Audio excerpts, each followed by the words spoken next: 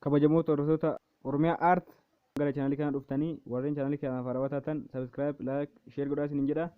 Har'as immoo akkuma beekamu chaanalii guddicha Oromiyaan qabdu keessaa tokko kan ta'e istiidiyoo beekamaa Vision Entertainmentidha. Vision Entertainmentii viidiyoowwan hedduu hojjetee uummata isaa birattis fudhatamummaa guddaa kan qabaatedha istiidiyoon kuni. Istiidiyoon kunis sirbootawwan Oromiyaan qabdu keessaa kaan hojjetee isiniif qopheessee jira. Haa ta'u malee viidiyoon inni dalagees baay'ee fudhatama guddaa kan argatedha. Kanaafuu karaa ittiin Vision Entertainmentii argattanii isin agarsiisa. Haa ta'u malee Vision Entertainmentiin wantoota guddaa Oromiyaaf qabu keessaa isa tokkodha jechuudha. Kanaafuu karaa ittiin Vision Entertainmentii argattanii isin agarsiisa. Amma dhumaatti na faana deemaa isiniin jedha. Hordoftoota kiyya Vision Entertainmentii argachuudhaafis YouTube keessan irra hin deemtu. Haalumaan kanaan dura isinitti agarsiisaa tureen jechuudha. Bakka search irratti Vision Entertainment jettanii search yoo gootan in argattu. Vision Entertainment isa jalqaba irra jiru kana jechuudha. Vision Entertainment kan jedhu kun isa jalqaba irra jiru kana. Erga isa tuqxaniin booda haala kanaan isiniif ba'a. Viidiyoo 75 asirratti gad lakkisanii jiru. Kanaafuu mallattoo subscribe diimtuu kana tuquudhaan subscribe godhaa fi azalatti fiicharii isaa yoo isin agarsiise sirboota hedduu dalagee jalatti gad lakkisaa jira. View hedduu argatee jira jechuudha.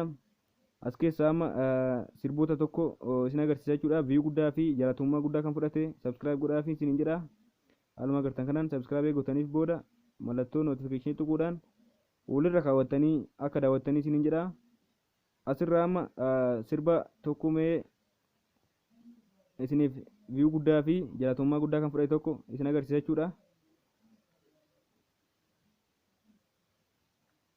Amma fakkeenyaaf sirba Andu'aalam Gosaa view miliyoona 5.1 kan argate kana mee walumaan kan ilaallu ta'a.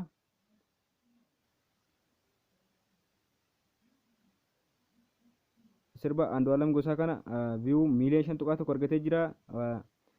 Uummanni keenya artistootaa jajjabeessaa jira jechuudha. Kanaafuu sirbi kunis view miliyoona 5.1 argatee jira.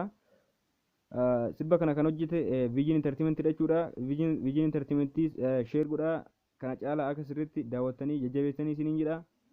Hordoftoota kiyya jechuudha. Sirba kana kan gadi lakkise Vision Entertainmentidha. Vision Entertainmentii waan qulqulluu fi viidiyoo professional ta'e hojjetee gadhiisa jechuudha. Sirba Andu'aalam isa kanadha jechuudhaan view guddaa argate.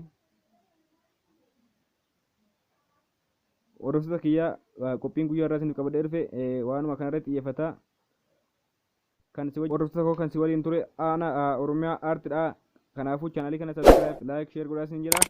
Torban immoo qophii biraa kan godhutti nagaan haftaa isiniin jedha. Warreen chaanalii kiyyaaf haarawaa taatan ammas subscribe, like, share godhaa. Warreen qophiin kun isinii tole immoo yaadawwanis yoo qabaattan komentii irratti nuuf qoodaa isiniin jedha. Waan dhaggeeffattaniif guddaa galatooma. Qophii biraatti nama galutti nagaan haftaa isiniin jedha.